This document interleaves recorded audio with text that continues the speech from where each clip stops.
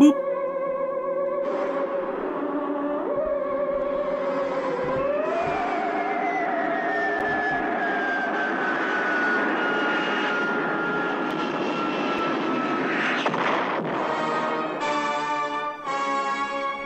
Prepare yourself for invasion. This is Indie Invasion.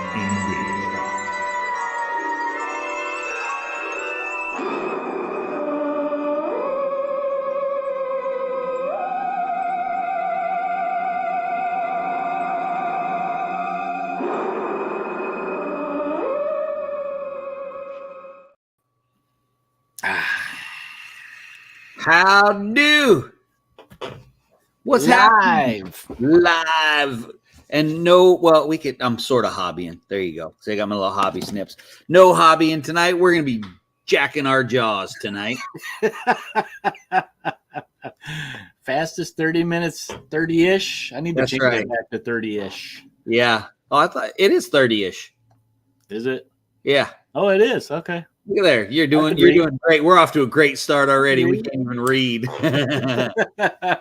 Fantastic. Well, what's up, guys? Welcome to another episode of Indie Invasion Shorts. I think based on what Eric and I were talking about and what he managed to do this week so far, what I've managed to do, and the fact that a convention was involved, I think this may very well be the most productive Indie Invasion week we've had so far this year. Yeah, in a long time for me. Yeah. I actually did more painting other than what we did on our live stream. Yeah, that's usually the only painting you've been getting done is whatever we do on hobby night. And so well, tell us, what'd you do? What'd you get done? So Talk to us, Goose. I worked on my Marvel Zombies, which I was just flashing up. Let me do this, and I'll show everybody. Hey, don't be flashing. This is not that kind of show. This is child friendly. I got my blocking all done and my Zombie Hulk here. So nice. I got to do his hair yet, but he's at that point where I can throw down some ink or something on him, and then from there go to dry brushing. Who else did I work on? Well, if you leave his hair that color, he could just be Maestro. Oh, let's see. I worked a little. Well, I didn't look too much. A little bit on Captain America. Not Yep. That's the one we got in trouble with Todd about because we couldn't remember there was blue in the middle of the shield. Yeah. So if you're joining us, go ahead and say hello in the comments so we know who's here. And how about this? Like, subscribe, and smash all those buttons. Look at that. Did it on the front end of the show. Yeah, there we go. So yeah, I'm still working on BattleTech stuff. I got a whole bunch of new stuff. There's Alder. Good morning, sir. Good morning, Alder. You're gonna like tonight, Alder. You're gonna like tonight. I got some. Yeah, we'll get to it. But I'm working on some BattleTech stuff. There were a couple really cool guys at the convention, which we'll be talking about tonight at Skirmish Game Con in Jacksonville, Florida, that he had a bunch of resin printed battle mechs. Now, I don't really need any battle mechs. I've got a bunch, but I also don't need any of the other miniatures that I have for any of the other 5 million games that I have. But here was the thing. They're all prints that Catalyst Game Labs doesn't make, and he was selling them. The light mechs he was selling for $2 a piece, and the heavy mechs he was selling for $4 a piece. Okay. So,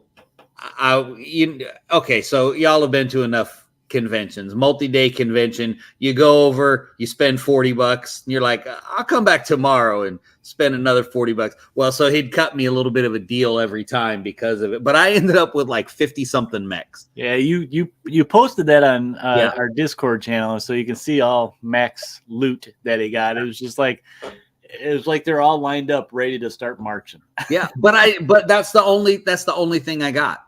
That's the only thing I got was, I didn't buy anything else. I didn't go nuts. There is, however, one thing I would, there's Todd too. What's happening, Todd? Welcome, sir. If they had it there, I think I would have caved and bought it. This is the part you'll like, Alder, because they had, there was a guy there, and I'm going to talk about him in a second. I wish I had the link to his Discord, but I don't. The kid's name was Alex, and he was running Cyberpunk Red. Oh, okay. Combat Zone, and he was awesome. He was exactly the kind of guy that you need running a demo at your store or at a convention. He was championing the game. He was all smiles. He was great attitude. I mean, he was spot on, right? He was really good. But the game was super cool. I played a demo. I used the bozos. Oh, cool. And so on an introductory level, the leader kind of sucks because he's a synergistic character with loot cards, and being a demo, you weren't really using all the loot cards and everything. So I didn't get the full effect of them, but it was super interesting, and I really like the game. I'll talk a little bit more about it. I want to find out if you bought the bozos. I did not buy the bozos. Wow. However, right here on my this isn't I'm not going to have my camera go out of focus again, but I'll post a picture on the Discord. But I did get a Kickstarter exclusive mini for doing the demos. He had a bunch of them, and she's for the Deadly Dames. Something like that. The girl, she's for the girl gang. I think I remember that. Yeah. Dangerous Dames? Is it Dangerous Dames? I'm not 100% sure. I'll bet you Alder probably knows because he has all of them. He's just not. Danger Girls. There they are. Yeah, the Danger Girls. Danger Gals. Okay, it's one of them. I like the Dangerous Dames. I do too. The Dames. But it was really, really neat. But we'll get to that. But I've got 20 battle mechs almost finished out of my 50. I'm just doing slap chop to get them up there. Okay. You know? Just getting them ready. So anyway, that's what's been going on. If you guys have been working on anything, throw it in there. I know Alder's probably still working on his Cyberpunk Red. Yeah, but he posted that's what his challenge was for this month, was that one box set that he got. And yeah. I have yet to post pictures. I've been pretty bad at pictures in there. But yeah, I think my monthly challenge is these Marvel Zombies. I'd like to at least finish the 4 that I got primed, so I got two zombies and 2 regular heroes. I'd like to kind of do that. Start small. I don't want to, get too big of eyes and not be able to even get close to finishing, because I think try and paint all of them. Yeah. I mean, I thought about it, but I'm like, I don't want to push it type of thing. So I want to be realistic, I guess, is what it is. Oh, there's Alder. He's painting the bozos right now, but playing burros and badgers. Nice. I like the bozos. Great models, and it's really cool synergy. I'll talk about that in a minute. They'd probably be the faction I'd start with.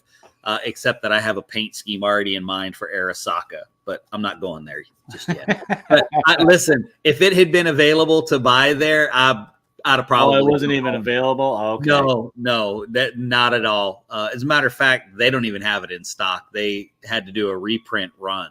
Okay, so it's not I probably won't see him at Adepticon then, will I? In like a couple of weeks. I don't know. I don't know when their print is. I don't know when their stock's going to be back in. So I don't have any idea. And sometimes those companies put stuff aside, for shows. So who knows? Yeah. There you go. Say in there, attainable goals are much better for your spirit. It's not like Thanksgiving where you can just keep cramming it in, right? Oh yeah.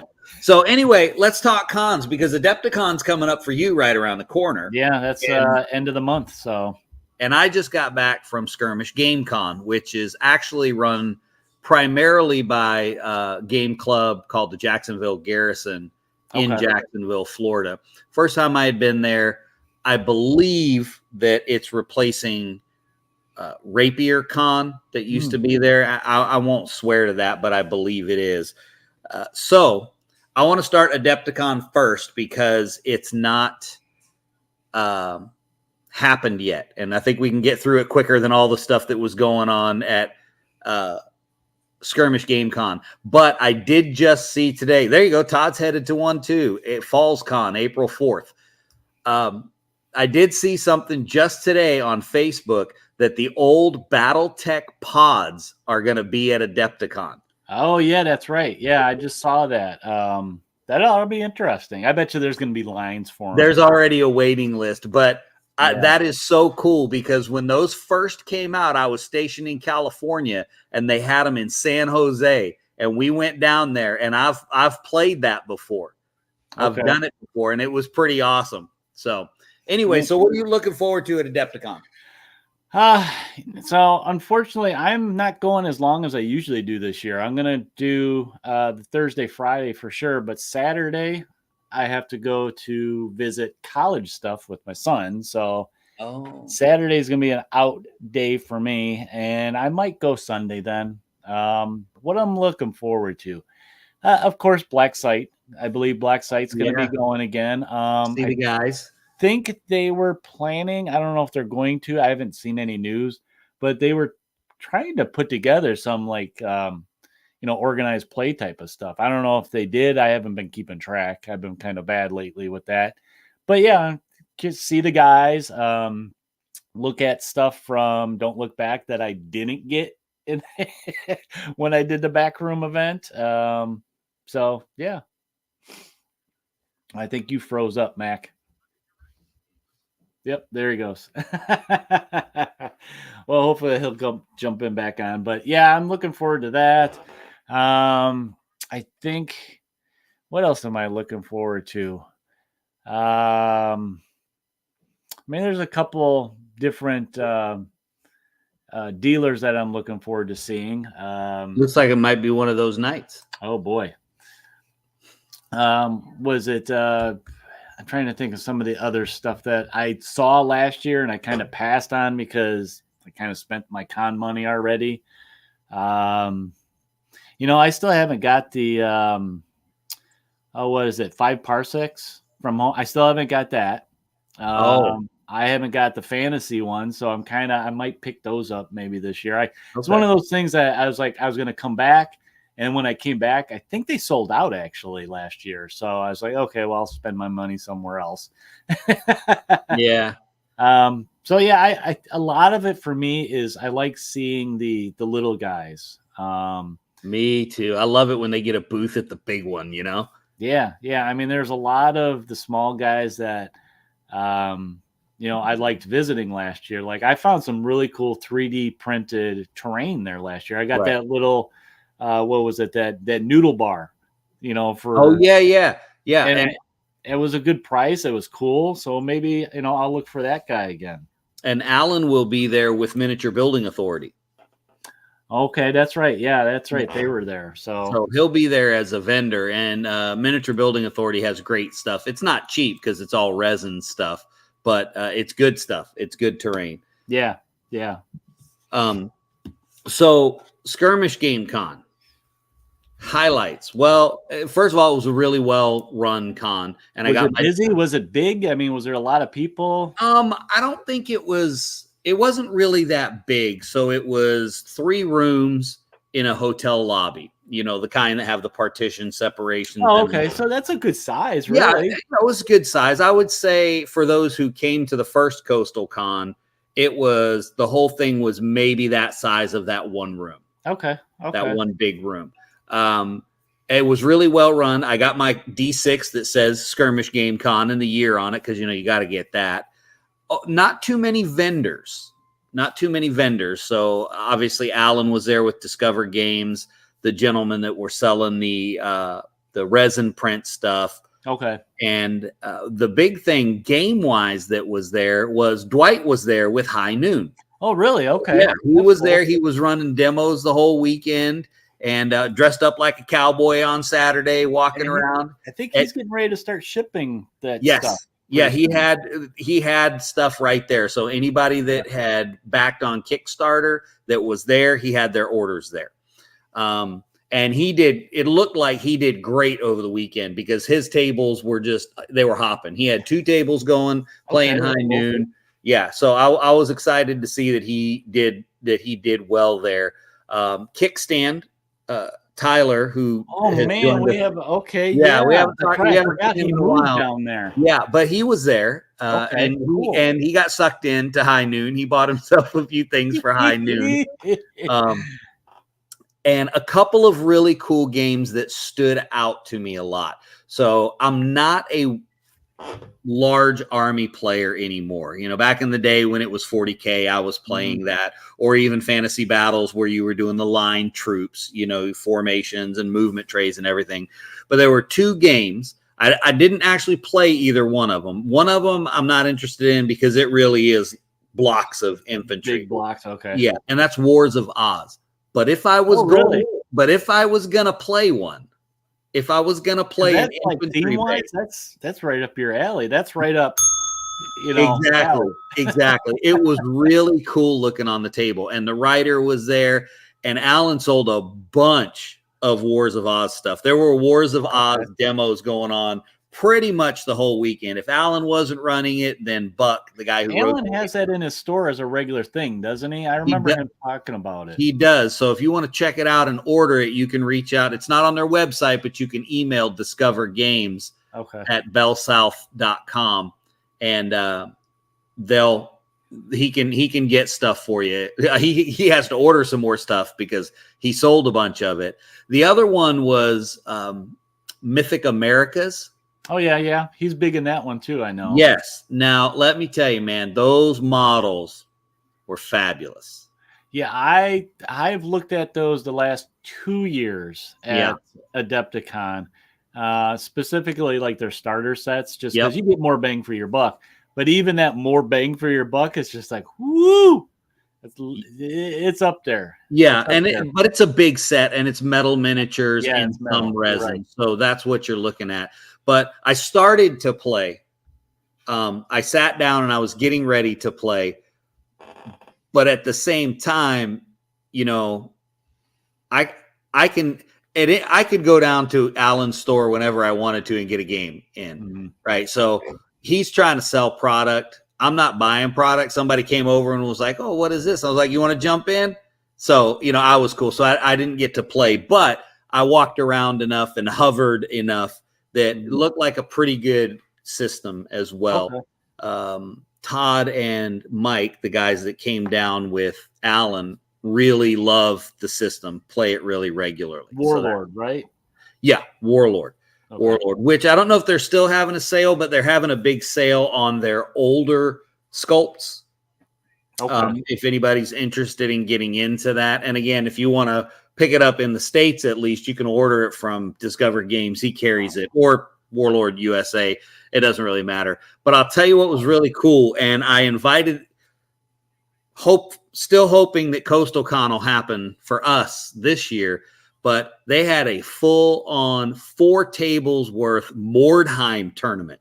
Oh, wow. 4 tables. 4 tables having a Mordheim tournament. Wow. I mean, I think there were, let's see, 2, 4, 6, 8. There were at least 10 guys playing in the tournament. Wow, that's pretty good. Yeah, for Mordheim. Essentially, Mordheim that hasn't been, what, 25 years maybe? Yeah, probably 25 years. And I mean, it was full blown, man. It was awesome. The tables were great. I posted some pictures. It was awesome. I was going to play. They had a slot, but I had to leave to pick my kids up on Sunday, and I had to leave by 9. Well, they were finishing on Sunday. That's when the tournament was wrapping. So I was like, I was too close. I was, man. It was right there. Dude was already whipping me up an undead roster. And I was like, he said, "You going to be here tomorrow?" I said, oh man. So that was a little bit of a bummer, but Cyberpunk Red, this is what I want to talk about. Okay. Let's get into it. We already talked about my battle mechs, right? My 51 battle mechs and my 2 aerospace fighters that I bought. Pretty sure that's all I bought. Yeah, just the 51 battle mechs. That's right. Yeah, just those. Hold on. Oh, hey, Bob. What's I like up, Warcry, but I think it was a missed chance to update Mordheim. I do too, and I haven't played Warcry, but I've watched some battle reports, and red a little bit. But I think you're right. I think it was really a missed opportunity to update Mordheim, particularly because they had done that. That's what they did with Necromunda. Yeah. They updated it. They redid models. They did change it, but really the changes just bring it more in line with the more modern skirmish games where you move one model, I move one model kind of thing versus I do my whole side, then you do your whole side. Todd says Cyberpunk is the coolest. Okay, so it was a couple of things that I liked about it. Table size. You play on a 2x2. Oh, quick then. You're right into it. Yeah, I'm all about that. But there's no turns in the game. I knew that would make you make a face, and you did. Look at you. You're all like, whatever do you mean? Let me tell you. So every model has a certain number of activations, and you keep track of them. There are different kinds of activation. There's the activations are color-coded with dice that you would roll if they take a physical action, higher die roll based on the color. But once you've expended all of those action points, you simply take a turn, and I'm going to use the wrong term, and Alder or Todd can correct me. I think it might be inspire, but I was saying rest. So you would rest, and all of your models' tokens flip back over so that they can all activate again. Okay. But you can do that at any time, right? You don't have to wait for a certain time to do that. So you're kind of playing off against the person you're against. It's like, all right, I've moved half of my guys. My other half of my guys are really kind of in a good position, and he's not a threat or whatever. So you could just refresh right then and rest and just flip everything over again. And almost like a continue game in itself, because you can kind of push the point or force your opponent to do stuff that he doesn't technically want to do. Right. Now, typically I would see in a game that you would just exhaust all the way to the end. You know, you would just use up all your actions. But the other thing is I can use one action on this model and then go to this model. And then I can come back to that model. You come back? Okay, so you don't have to spend them all at once. You can. Right. Interesting. So one of the things that was really cool, because I was using the bozos, is there's this one character called Jester. So there's a range ruler, and it's like you can move red, yellow, or green. Okay, just for simplicity, red, yellow, and green. That's the distances you can move. Red is the shortest. Well, with this one character, Jester, she's got 3 actions. So she can move, and every friendly model, every other bozo that sees her at the end of her activation immediately gets to move a red. Oh man, you can chain them. Right. That's cool. So she can move one action.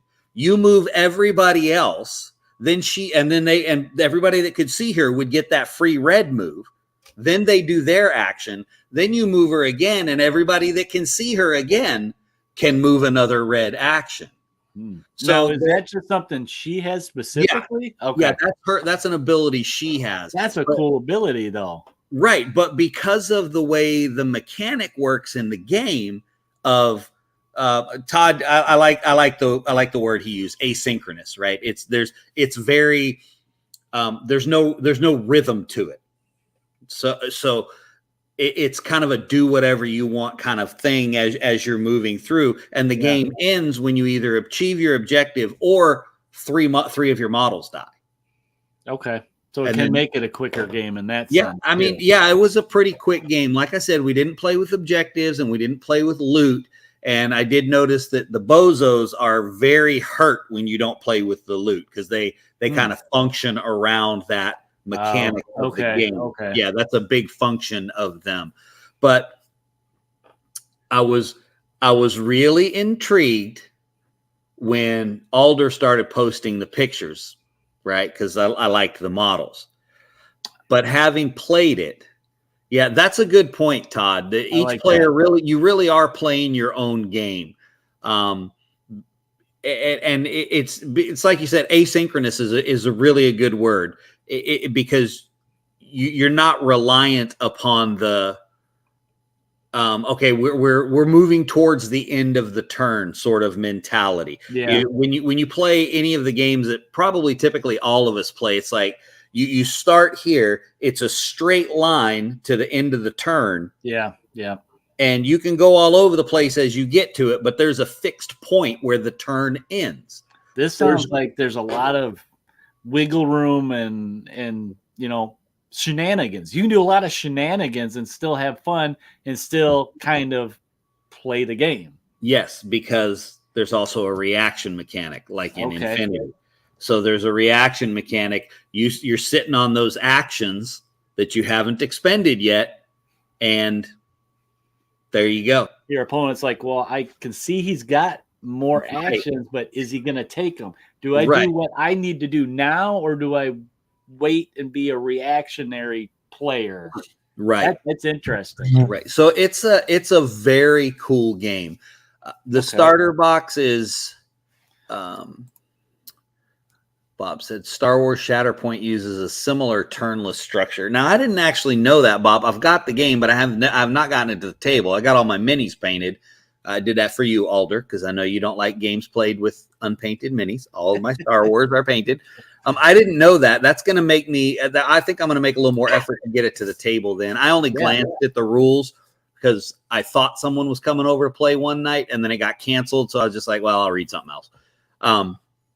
But I was really impressed with the game. It seemed to be well thought out. Yeah. The miniatures looked good. You said something about the starter. What about the starter? Oh, I think it's like $125. That's average starter. Yeah, I mean, you get some card terrain in the vein of the old Mordheim. You see how I connected those two? That's pretty good, wasn't it? There's some card stock terrain in there in the vein of old Mordheim, basically. So plastic corners and thick card stock to build ruined buildings. And of course, since the company is primarily a terrain company, they have lots of terrain for the game because of that. Let's see. Downside of Cyberpunk, not any good playthrough YouTube stuff. Yeah, I didn't see a whole bunch on there. When you look Cyberpunk Red Combat Zone, you don't get a whole lot of videos. You get a lot of unboxings and reviews and showing you stuff, but not much in the playthrough department. And I don't know if Alex got anything wrong. I know I get stuff wrong when I do demos, but he kept it moving. It sounds like he did pivoted a lot, regardless if he got something wrong. He still made it an enjoyable experience, right? Because he was trying to do what you got to do when you get people to play a demo: get them throwing dice and taking models off the table and wounding each other. Get them doing that. One thing I liked about the wound mechanic is, so you have those colored activations. Say you have 3 colored activations. You got a green, a yellow, and a yellow. So that means you would roll the green die, which is a D12, if you use this green action. And the 2 yellow actions, you would use a D8 for any combat actions you would do. Well, when I get wounded, this yellow one, I swap it out for a red one, which is only a D6. Okay, it's kind of downgrading. I like that. So every time you get wounded, it downgrades to a red token, which reduces whatever your combat value is or whatever it is you're doing. I think to that D6. Dracula's America did something similar to that. As your characters got hurt, you would downgrade their ability dice, I guess, for attacking and stuff. So it's like it simulated them getting weaker. Right. So Ian, same thing with Street Wars. It's a dice reduction system. Yeah, that's exactly what I thought too, Todd. When I had some injured guys on the board, it's a whole lot easier for me to roll a 6 on a D6, to lose, right? So that's right. Then it is a 12 on a D12. My chances are a whole lot better in getting that crit, and so that plays into the game too, because you got your tough guy coming in to pound the guy who's really wounded. Well, crit wins. Right? Defender takes all ties. So even if the attacker rolls a crit, you still got a decent chance of coming out on top. Yeah. So Alan was not being my friend about it. He was like, I'll make sure to I'll get you a copy and have it for you. I was like, you're not helping me, sir. Yeah. Really. You're helping me, but you're not helping me. I mean, I will have to put this on the list for Adepticon to look for this at Adepticon. I mean, I'm sure it's going to be there. You definitely should. If it's there and you can get a demo in, I think you should. Yeah, I'll definitely check it out, and maybe I will try to get some video, Todd. There you go. But it is, so Todd makes a good point here that Alex did it right. He got me jazzed about the game, but not only that, but the game itself was good enough that, typically I know a lot of us before have said a lot of times we'll look at the models first. That's what grabs you and attracts your eye. Now I do like the models. Okay. I like them, but it was actually the game itself that drew me to it after I looked at the models. You know what I mean? 2 weeks till the Adepticon. Come on, Bob, get that stuff painted. Oh man. So, 2 weeks. That's coming up fast. So yeah, I'll definitely look for it. Yeah, it sounds like it's got those kind of rules that grab you because they're different, right? Free rulebook download too. Oh yeah, that's always great too. If you guys don't mind PDFs, just go that way. Hate PDFs, but love free stuff. Love free stuff though. I love free stuff. Okay. Take it to what did you use to take your stuff to? Kinko's? I take mine to Staples and get that bad boy spiral bound so you can lay it flat, man. Oh yeah. But definitely good. It was a good con. It was a little crowded, little tight, but it was a good con. Lots of historical stuff going on. There always is at the cons down here because there's the historical gamers. Well, you were in Florida, so you know. Yeah, it's always saying all the old people are in Florida, so they're like, I participated in this war. This is the American Revolution, right? Yeah, I know. Okay, wow. Oh man, but it was overall it was a really good con, and it was nice to be there. I didn't win anything in the raffle. Okay. I didn't realize that they were COcast, Alder. That's kind of interesting, though. Yeah, because I did notice that because I got some twisted COcast models when Pete and Sebastian were exploring that avenue. Yeah. I got some COcast ones, and I did notice that there's zero filing when it comes to that. You have to make sure you got a sharp blade in your hobby knife, and if you do, that's fine. It'll slice right off, but you definitely can't use. That's 100% true. Todd said they had cool monthly scenarios too. Yeah, so and those are all right on the website. You can go check them out. They have some, just like Black Site Studios. They have a couple of terrain pieces that are just stupid expensive, but you would love to have on your table. We had rocks and we liked it. And you painted them too, didn't you, Todd? You painted those rocks. I know you did. No, you just stick Google eyes on them. You just stick the googly eyes on them. This is my general, the one with the eyes. He's got crazy eyes. Don't be messing with my general. He got crazy eyes. They rattle when you shake them. But overall, really great. I'm looking forward to hearing your report about Adepticon because there's no way I'm getting up there this year. Yeah. But was there any other games that you can quickly say? I know we kind of concentrated on Red a little bit. Was there anything else that you saw that was worth noting? A good bit of BattleTech. I did learn how to play Alpha Strike. The guys that were selling the models, I was just chatting with them, telling them I preferred classic BattleTech, and jokingly said, "Oh, Alpha Strike's not really," but it is. It looks fine. It's not the same thing. But he was like, "You want me to show you how to play it?" I said, "Yes." Yeah, there you go. Of course. And it was cool. Totally different feel. But it really felt more like the novels Red. Okay. So the combat in Alpha Strike feels like the books when you read them, or the stories in the rule books, because everything's super dynamic. It's happening quickly. Your mechs are repositioning, blah, blah, all this other stuff whereas classic BattleTech is very much more of a simulator. And I love that aspect of it. It's the dice, like obviously. You like crunchy. I do. I like the crunchy in that, but I did like Alpha Strike. I did like it. I don't think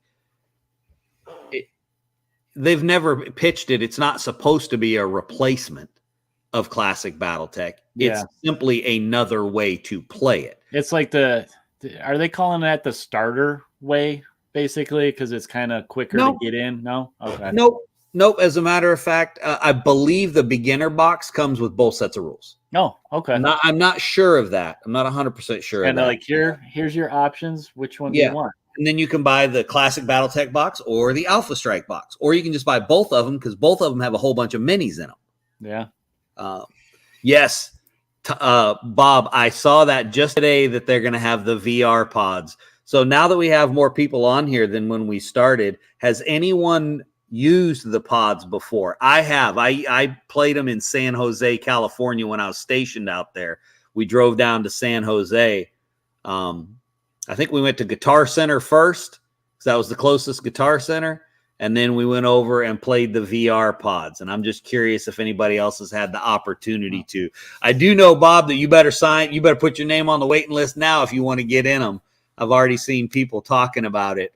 Yeah, I think Terrence was talking about it on Facebook a little bit.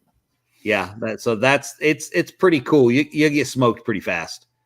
That's what happened to me. Yeah, stand in line for 2 hours and get done in 5 seconds. Yeah, exactly. I was like, I'm gonna go home and I'm gonna play just with my models because, yes.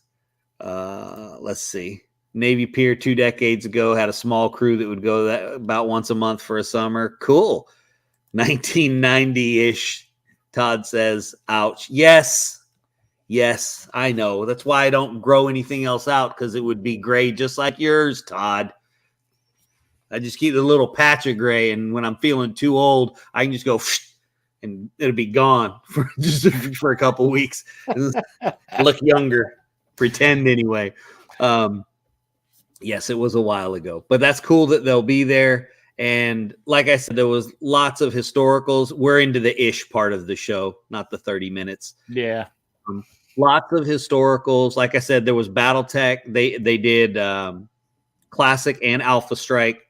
Pretty much once they started about 6 o'clock Friday night, they had a BattleTech going somewhere, whether it was Classic or Alpha Strike. So a lot of that. Decent amount of board games. Not a real big, maybe 3 or 4 tables at a time playing board games. Maybe 3 tables worth of RPG groups. Okay. Mostly minis and mostly the historical guys. Some homebrewed rule sets. Oh, we did play another game called In Country. The rules are also free to download. It's called In Country. It's a modern warfare game. Okay. Todd and Mike played it. We were waiting. The guy went to get dinner, and that's when I got sucked into the Alpha Strike game. And there were only 3 of us anyway, so one of us was going to be odd man out anyway. Mm-hmm. So Mike and Todd played it, said they really liked it. A little, like, 8-page rule book. Super simple. Wow. Super simple, pretty fast, pretty brutal, but you can check that out too. It's In Country. You can download the rules for free. So that was beyond that. I don't think anything past the Civil War. beyond those games, I think Mordheim probably falls somewhere before all that. Yeah. But there was one game that I didn't get into that I wanted to because all the slots were filled, and it was a French and Indian War game, but it wasn't really a canoe race, but it was a canoe race. So you had four fur trappers basically. That's awesome. In their canoes, and then you had 4 canoes full of Indians, and the guy had this big like twisty river set up with rapids and stuff in them. Oh wow! And you had 4 dudes running the Indians and 4 dudes running the trappers, and they were trying to get away. Man, I'd want to be the trappers just so you can sing Frere Jacques. Yeah, it was pretty cool. But I think that was homebrewed rules. Okay. Using Those a are lot fun of though sometimes. I mean, Yeah, even if they're not balanced or they're just fun. Let's tell a story. I mean, look what we did with the big train scenario, Wild West Exodus. Yeah. Those rules were made up pretty much on the spot. Yep. And they're all wonky, but that was a lot of fun. Or Wyatt Earp getting killed by badgers. Yeah. Some tough badgers, man. That RJ 1027 will mess you up, okay? Badgers getting into that RJ, they get tough. I'm just saying. Anyway, that was my weekend, and I had fun because I don't think I've been to a con in 2 years, and I hadn't seen Todd, hadn't met Mike, and got the opportunity to meet him, and of course got to see Alan. So, okay. Dwight, got to see Dwight. Met some new friends, bumped into some old friends. So it was what a con is supposed to be. Yeah. And then just the fact that you said it was pretty busy, that's good to hear too. People getting out there and checking new stuff out and just having fun with friends. Yep, and it was a really good pizza joint right around the corner. So that's all I've got. Okay. Sorry, I know that was a lot, and that was like all me, but it was. Yes, Todd, it was in Florida. Yeah, Jacksonville. It was in Jacksonville. It was just 3 hours for me, so to get to Jacksonville. Something for you, Todd, to keep an eye open for. Yeah, come on, man. It's lovely. All right, well, I guess that's it. I believe it is your turn to take us out, sir. Is it my turn? Okay. I don't know. I don't really know the answer to that, but I'll take it out. I haven't been keeping track lately. So, well, guys, thanks for joining us on Indie Invasion Shorts. Please follow, like, subscribe, smash that button. We appreciate that, and join us every Thursday for a short stream, whether it's a topic like tonight or sometimes our hobby nights. But you can find us on Podbean, iTunes, Google Podcasts, iHeartRadio, all those places where we have the audio podcast. And make sure you check us out on Facebook, YouTube, Twitter, Instagram, Discord, and drop us a line at indieinvasion@gmail.com. Definitely join us on Discord. That's kind of the newest thing for everybody, where the whole community can get together and show off what they're working on, answer questions, show off what your monthly challenge is. That's our newest thing. Yep. Thanks for that one, Alder. I think that was all. Yeah, that was our community started little event there. And if you want to support us, you can visit redbubble.com/people/indie invasion for t-shirts, hats, mugs, stickers, shower curtains, blankets, pillows, everything. Anything you can think of. Rocks. Well, no rocks yet. No rocks. No rocks to use in your army. I mean, if you really want a rock, I just go outside and grab one and paint it blue and say, "Here you go. Here's an Indie Invasion rock." There you go. It'd be an ultramarine rock. Oh yeah, Indie Invasion. That's what I meant. But that's all we got for you guys this week. Until next time, you guys, prepare yourself for the invasion.